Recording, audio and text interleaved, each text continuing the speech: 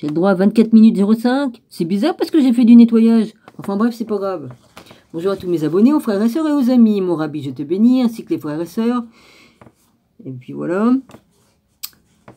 Oui, il y a une vidéo, je l'ai quand même mis. Je me suis dit, je voulais pas la mettre, mais je l'ai mis. Bon, bah c'est pas grave. Hein, faut bien que je montre aussi mes ratés quand même. Hein, parce que des fois, je rate mes vidéos, ça me plaît pas. Et puis voilà. Bon, bah voilà. C'est ainsi. Hein. Je suis allé faire mes courses malgré qu'il y a beaucoup de vent. Hein, ça va. Une fois qu'on a passé par là-bas, il n'y a plus de problème. Faut quand même faire gaffe aux pots de fleurs et puis à ce qui peut tomber des toits.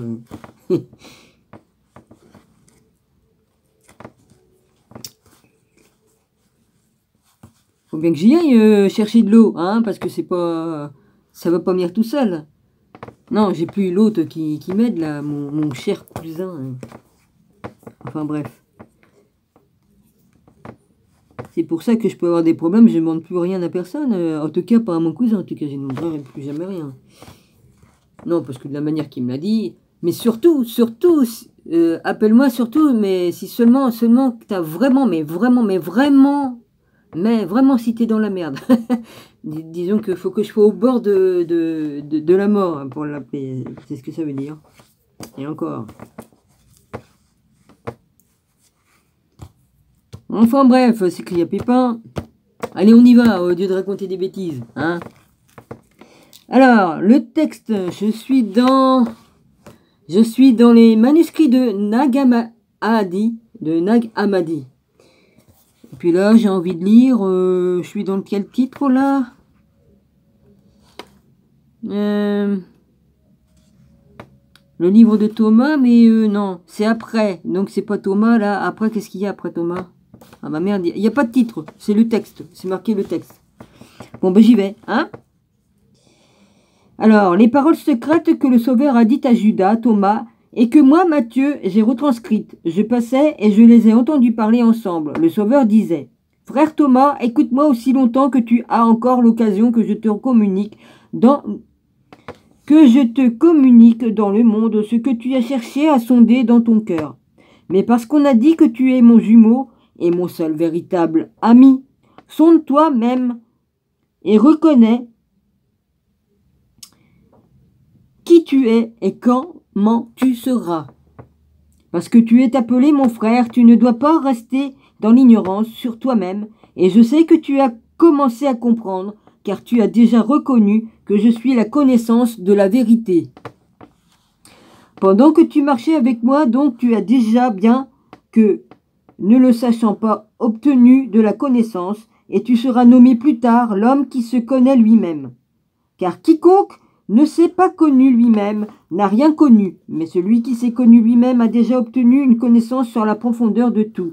C'est donc pourquoi tu as seul, mon frère Thomas, aperçu ce qui est caché aux hommes, à savoir sur ce quoi, s'ils ne le remarquent pas, ils chutent. J'ai froid à la tête, l'autre, avec ses commentaires. Désolé, je suis obligé. C'est un vrai malade. S'il faut que je sois habillé plus dans la maison que dehors, parce que j'ai plus froid dans la maison que dehors. Ouais. C'est ainsi. Mais Thomas dit au Seigneur, « C'est pourquoi je te demande que tu me parles encore de ton ascension sur laquelle je t'interroge. » C'était après la résurrection de Jésus. Et c'est uniquement si j'entends de toi la vérité sur ce qui est caché que je pourrai aussi en parler. Et je suis conscient qu'il est difficile de faire la vérité devant les hommes. Le Sauveur répondit et dit, « Si jamais ce que vous pouvez voir est caché de devant vous, comment pourriez-vous donc entendre ce qui n'est pas visible ? S'il est déjà si difficile pour vous de faire les œuvres visibles dans le monde de la vérité, comment voulez-vous faire les œuvres de grandeur sublime et de plénitude qui ne sont certes pas visibles ? Comment donc voulez-vous être appelés faiseurs de la vérité ? C'est pourquoi vous êtes des débutants et vous n'avez pas encore atteint la mesure de la perfection. » Mais Thomas répondit et dit au Sauveur, « Parle-nous de ces choses dont tu dis qu'elles ne sont pas pour nous visibles, mais cachées. » Le Sauveur dit, Chaque corps est venu au monde de la même manière que les animaux sont engendrés, à savoir sans raison. Par conséquent, il est de cette manière aussi visible, à savoir comme une créature qui aspire à une autre créature. C'est toutefois aussi pourquoi les êtres supérieurs n'existent pas de la même manière que ceux qui sont visibles, mais vivent de leurs propres racines, et ce sont leurs fruits qui les nourrissent. C'est une grande vérité. Cependant, ces corps visibles mangent des créatures qui leur sont identiques. C'est pourquoi les corps se modifient. Mais ce qui se modifie périclitera et disparaîtra et n'a plus aucun espoir de vie. Car le corps est animal. Si maintenant chez les animaux le corps périclite, alors ces formations péricliteront aussi. Ne provient-il pas du rapport sexuel comme le corps des animaux, mais si lui aussi est issu de lui, comment peut-il être meilleur qu'eux ?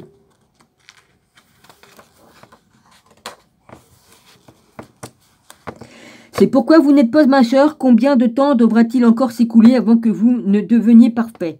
Mais Thomas répondit, c'est pourquoi je te le dis, ô Seigneur, celui qui parle des choses qui ne sont pas visibles et ne sont que difficilement explicables ressemble à ces archers qui cherchent de la nuit à atteindre avec leurs flèches une cible. Ils décochent certes leurs flèches comme des gens qui ne savent pas ce qu'ils font. Texte altéré. C'est-à-dire qu'il manquait des morceaux.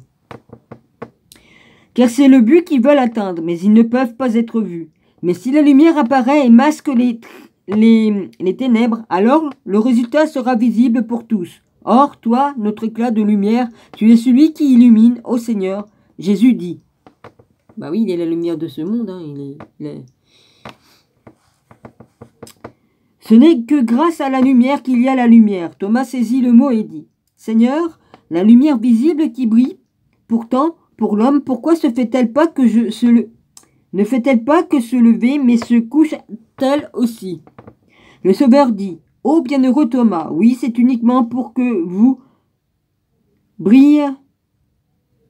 C'est uniquement pour vous que brille la lumière visible. Non, pas toutefois afin que vous restiez à cet endroit, mais pour que vous vous en retiriez.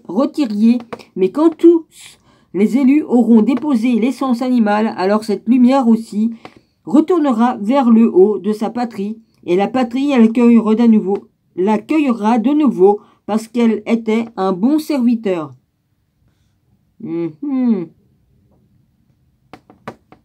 Alors le Sauveur continua et dit, et toi,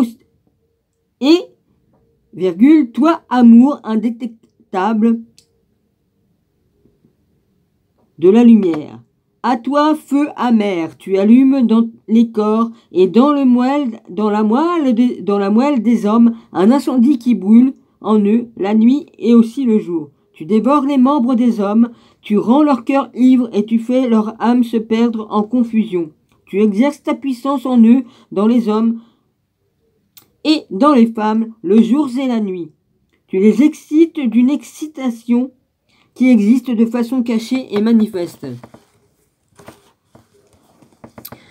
Car quand les hommes se trouvent excités, ils sont attirés par les femmes et les femmes par les hommes. C'est pourquoi il est dit, celui qui auprès de la femme authentique sagesse questionne quant à la vérité, se préparera des ailes afin qu'il puisse voler, quand il devra fuir devant le désir qui brûle les esprits des hommes. Et celui qui interroge une authentique femme sagesse sur la vérité, se préparera des ailes pour pouvoir voler quand il devra faire devant tout esprit visible. Thomas répondit et dit, ô Seigneur, c'est précisément la raison pour laquelle je t'interroge comme un enseignant. Texte altéré, il manque des morceaux. À savoir parce que j'ai reconnu que tu es le seul qui nous est utile, comme tu dis.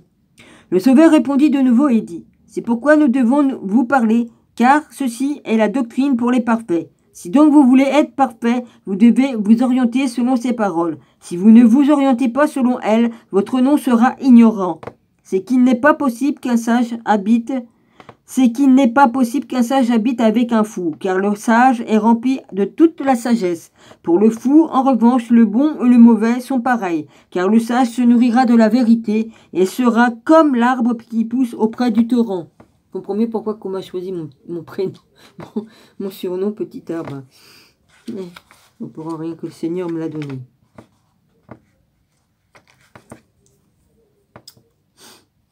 Il y a bien des gens qui ont des ailes quand ils chassent ce qui est visible, ce qui est très éloigné de la vérité, car ce qui les guide, le feu, leur présentera une image trompeuse de la vérité et les illuminera d'une beauté passagère.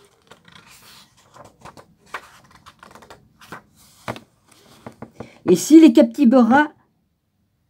il les captivera par un contentement ténébreux, les éloignera par un plaisir puant, et il rendra aveugles par le désir insatiable, et il consumera leur âme, et sera pour eux comme un pieu planté dans leur cœur, sans qu'ils puissent les extraire, et comme une bride dans la gueule d'un cheval, il les dirige conformément à leur propre guise. Oui, il les a attachés avec ses chaînes, et tous leurs membres, il les a contenus avec le lien amer du désir du visible, qui pourtant va passer, se modifier et changer. Selon la loi de l'attraction, ils ont été attirés de haut en bas continuellement. Ils sont tués. Et ce fut du fait qu'ils sont attirés vers toutes les bêtes d'impureté. Thomas répondit, il dit, c'est manifeste. Et il a aussi été dit, il manque des mots, ceux qui me connaissent pas. Il manque un mot, deux, puis après c'est marqué jamais. Le Seigneur répondit et dit, bienheureux l'homme sage qui a cherché selon la vérité, car quand il l'eut retrouvée, il se laissa en repos sur elle pour toujours et ne plus peur de ceux qui voulaient le plonger dans la confusion. Thomas répondit et dit, est-ce pour cela qu'il est utile pour nous, ô Seigneur, de trouver le repos dans ce qui nous apparaît, de ce qui nous appartient? Le Sauveur dit, oui, c'est ce qui convient, et cela est bon pour vous, parce que ce qui des hommes entre en apparition se détruira, car on dit, le récipient de leur inclination charnelle se détruira, mais même s'ils ils appartiendront, rompront. Il appartiendra encore au monde des manifestations, c'est-à-dire au domaine du visible. Et alors le feu visible préparera le supplice. En raison de l'amour pour la croyance que vous avez depuis longtemps, vous serez encore une fois emmenés dans le monde des manifestations. Mais ceux qui peuvent voir ne sont pas dans le monde des manifestations. Sans le premier amour, ils péricliteront, texte altéré. Pour peu de temps dans le souci de cette vie et dans l'incandescence du feu, jusqu'à ce que ce qui fait la manifestation soit détruit. Alors surgiront des spectres malformés qui résideront pour toujours dans les tombes sur les cadavres, en tourmentant et en anéantissant l'âme. Mais Thomas répondit et dit, qu'avons-nous à dire de ces gens? Que devons-nous dire aux hommes aveugles? Quelle sorte de doctrine devons-nous transmettre à ce malheureux mortel qui disent, nous voulions atteindre le bien et non la malédiction? Ils diront plutôt de nouveau, si nous n'étions pas nés dans la chair, nous n'aurions fait connaissance d'aucun sacrilège. Le Sauveur dit, en vérité, en ce qui concerne cela, je ne le tiens pas pour des hommes, mais je les considère comme des animaux, car de même que les animaux se dévorent les uns les autres, c'est aussi le cas chez ces hommes qui se dévorent réciproquement. Mais ils ont perdu la royauté, car ils aiment le plaisir du feu et sont donc esclaves de la mort. Ils chassent les œuvres d'impureté et accomplissent les désirs de leur père. Ils sont jetés dans le précipice et se sont punis en raison de la nécessité qui résulte de l'amertume de leur mauvaise nature, car ils seront fouettés au point de se précipiter la tête la première dans l'endroit qu'ils ne connaissent pas. Et ils ne se laisseront pas détourner avec endurance de leurs membres, mais tu deviendras faible, et ils se réjouissent. Tu deviendras faible, c'est marqué, excusez-moi. Et ils ne se laisseront pas détourner avec endurance de leurs membres, mais tu deviendras faible, et ils se réjouissent de chaque incendie dont ils aiment la fureur de la folie, car ils sont des fous. Ils aspirent à la confusion des sens sans reconnaître leur fureur croyant être raisonnable. Après il manque un mot, l'amour de leur corps, après il manque un mot, leur sens étant dirigé vers eux, alors que leur pensée en reste à leur action, mais c'est le feu qui les consumera. Thomas répondit et dit, Seigneur, comment ira-t-il pour celui qui a jeté? Comment en ira-t-il pour celui qui est jeté dedans? Oui, je me fais grand souci pour eux, car nombreux sont ceux qui leur sont opposés. Le Sauveur répondit et dit, « Qu'est-ce qui est évident pour toi-même » Judas, qui est appelé Thomas, dit, « Toi, Seigneur, tu es celui qui a parlé, et nous avons à t'écouter. » Le Sauveur répondit, « Écoute ce que je vais te dire, et crois en la vérité. Celui qui sème et ce qui est semé sont détruits par leur feu, dans le feu et dans l'eau, et se cacheront dans les fosses des ténèbres. Et après un long moment, les fruits des mauvais arbres seront publiquement châtiés en étant tués par la bouche des animaux et des hommes, et aussi à l'occasion des chutes de pluie, des vents, de l'air et des astres qui brillent en haut. » C'est tout à fait...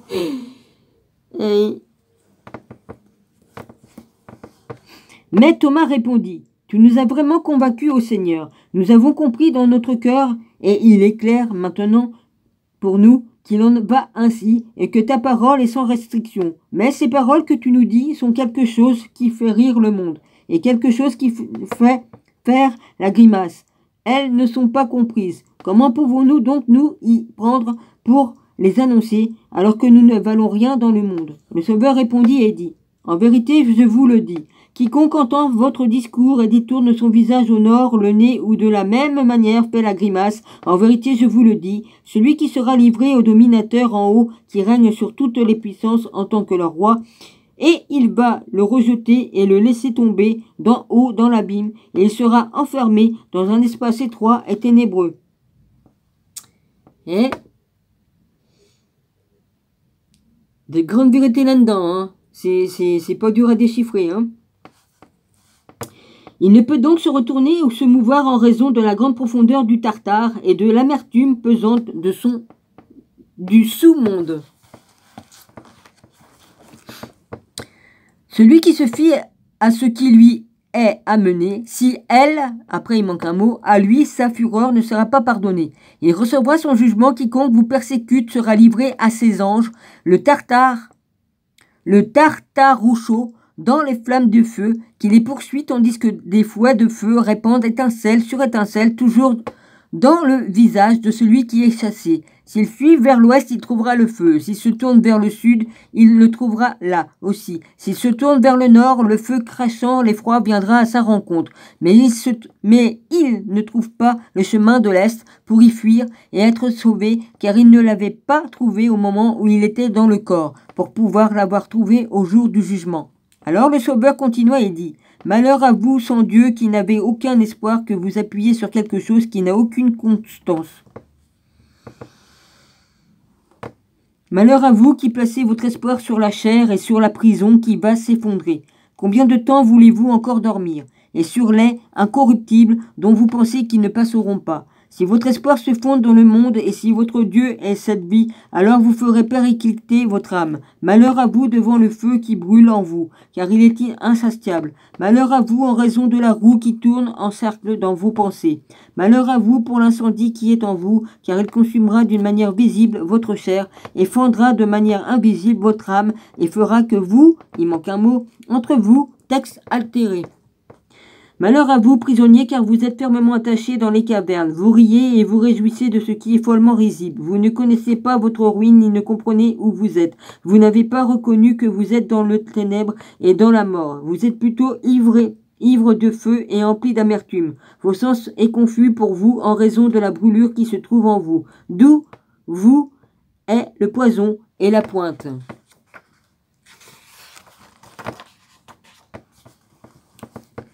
De votre ennemi, et les ténèbres se sont levées pour vous comme la lumière, car vous avez livré votre liberté à la servitude, vous avez rendu vos sens obscurs, et vous avez livré vos pensées à la folie, et vous avez rempli vos pensées avec la fumée de feu qui est en vous. Et votre lumière s'est cachée dans le nuage ténébreux, et vous avez aimé l'habit que vous portez, bien qu'il soit sale, et vous êtes entré en possession d'un espoir qu'il n'y a pas, et qui est celui à qui vous avez prêté foi. Vous ne le savez pas.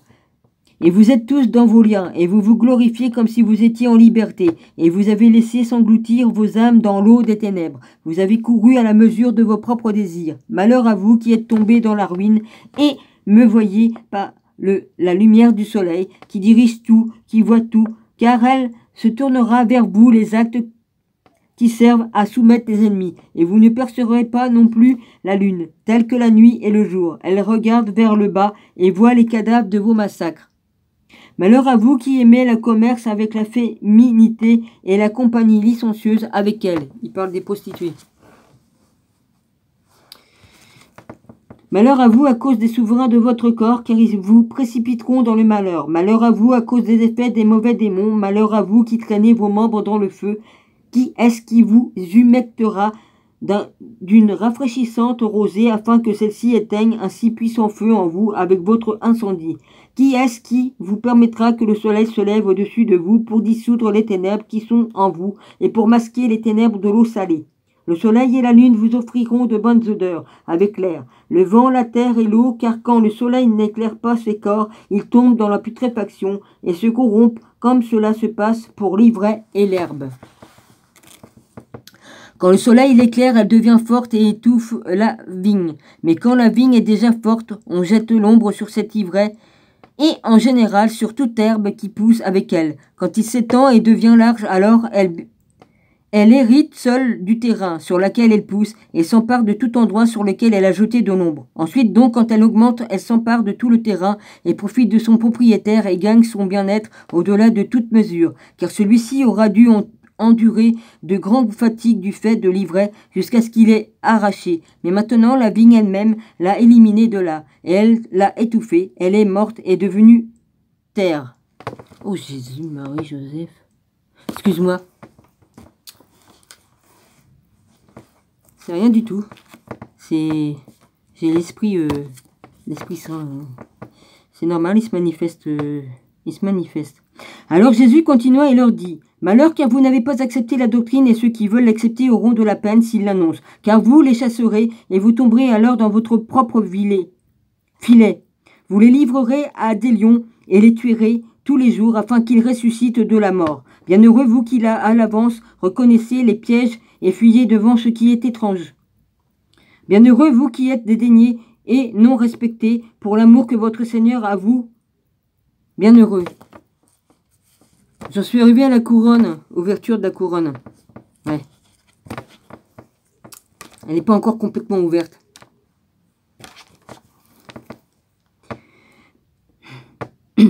Bienheureux vous qui pleurez et êtes opprimés par ceux qui n'ont aucun espoir. Je pense, ouais, parce que j'ai eu un blocage. Ouais, c'est normal, vu que j'ai failli mourir. Car vous serez détachés de tout lien. Veuillez et priez pour que vous ne restiez pas dans la chair, mais pour que vous échappiez au lien amer de la vie. Et si vous priez, vous trouverez la paix, et vous serez étonnés d'avoir laissé derrière vous la peine et la honte, car si vous échappiez aux peines et aux passions du corps, vous obtiendrez un lieu de repos du côté du lien, et vous régnerez avec le souverain, vous liés avec lui, et lui lié avec vous, depuis ce jour jusqu'en toute éternité. Amen. Et après, qu'est-ce que c'est marqué?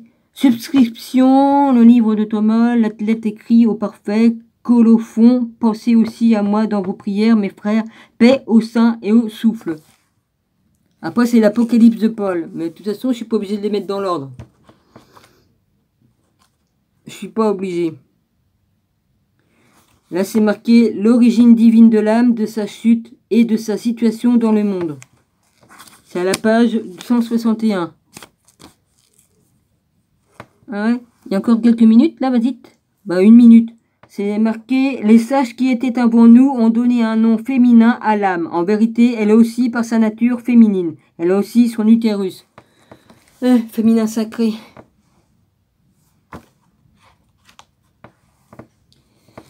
Bon, bah on verra. Hein. Je vous embrasse tous, soyez tous bénis. D'accord?